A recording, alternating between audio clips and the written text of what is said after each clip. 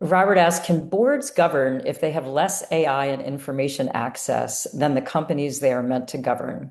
And I think this goes back a little bit to the security question that we asked before.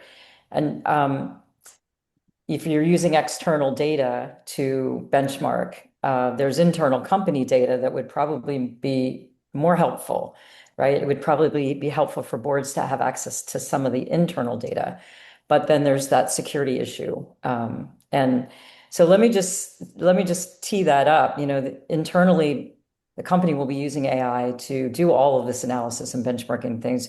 As a board member, just using external data, you're at a disadvantage. So how do you have you seen boards be given access to internal data, or how do you think about that Well, challenge? I'll jump into that.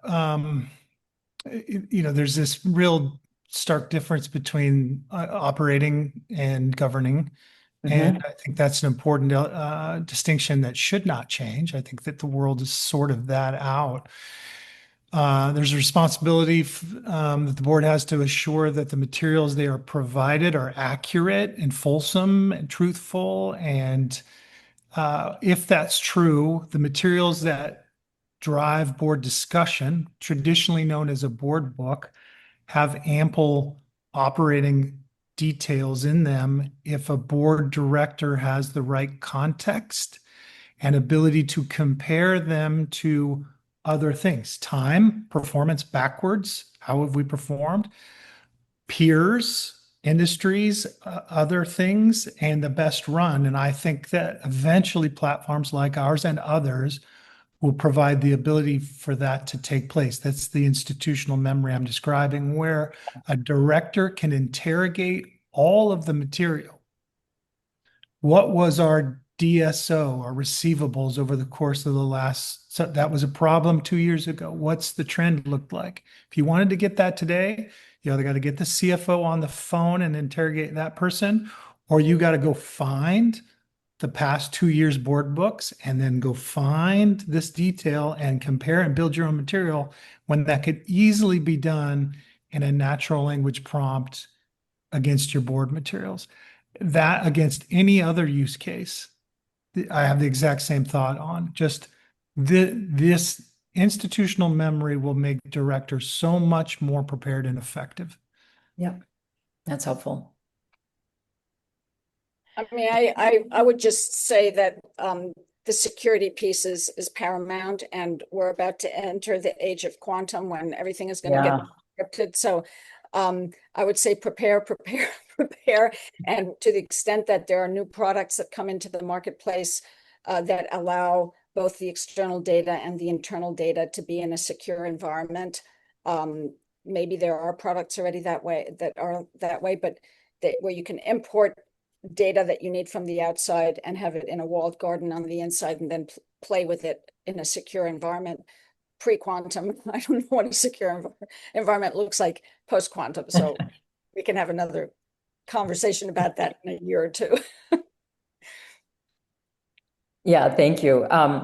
Kim is asking a question I think that's come up recently a lot in the news. How do you see boards ensuring the strategic oversight required to ensure long-term value creation from the investment in AI, which can be non-trivial? We've heard the AI expense can be a surprise to some companies, and I think that kind of the ROI on some of these things is how to measure it, how to report it back to the board is still an open question. And I think one metric to include, which is admittedly going to be hard to quantify, is what is the price of not doing something? Yeah.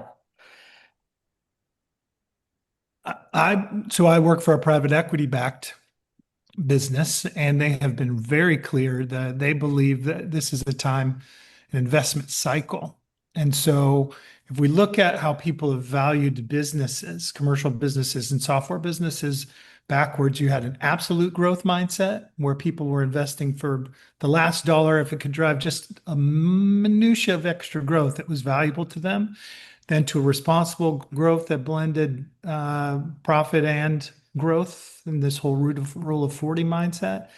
Now we Yep. have the mindset of just this is an investment cycle. You cannot miss it because you could be wiped off the map by Yeah. 4 people in a garage with the right agentic coding tools. And so Yeah. that's the unknown cost of doing nothing that Millicent refers to, which is pretty catastrophic. Right. So if you're a public company board, I think you have to have a lot of leadership on this subject, which is we cannot manage to a quarterly objective that the market may manage us to, because the cycle is going to take place over years and the investments need to be made now. Otherwise, we might cease to exist or become irrelevant, and that would have some real negative consequences on customer retention and other important metrics to us. This isn't a metric, but it's an approach or an attitude that I think is really important to bear in mind at this time. Whether you accepted it or not 10, 20 years ago, the climate issues that might have an impact on your business, whether it's supply chain or product ingredients and so on and so forth. A sustainability mindset requires a long-term approach, not a quarter-to-quarter approach. So if you're going to incorporate some of those kinds of risks, climate risks, other kinds of, carbon transition, et cetera, you have to have a long-term outlook. And if you take it seriously, which I think one should, given that we've had the hottest year ever just last year after 12 years of hottest years ever. So if you agree with that, then you're going to incorporate that into how you do the logistics of your company, et cetera, et cetera. So I think the same thing has to be done here. It's a long-term outlook. It's a long-term view. We don't actually, we have more information from climate issues than we do from the future of technology. But even more so, we have to sort of take measured bets on the fact that we need some of these things to be able to survive and thrive as companies into the future. So you have to sort of look at your particular footprint to understand that. But it requires the long-term thinking that we've gotten used to with sustainability or climate issues. And that sometimes is contrary to short-term or even medium-term profitability.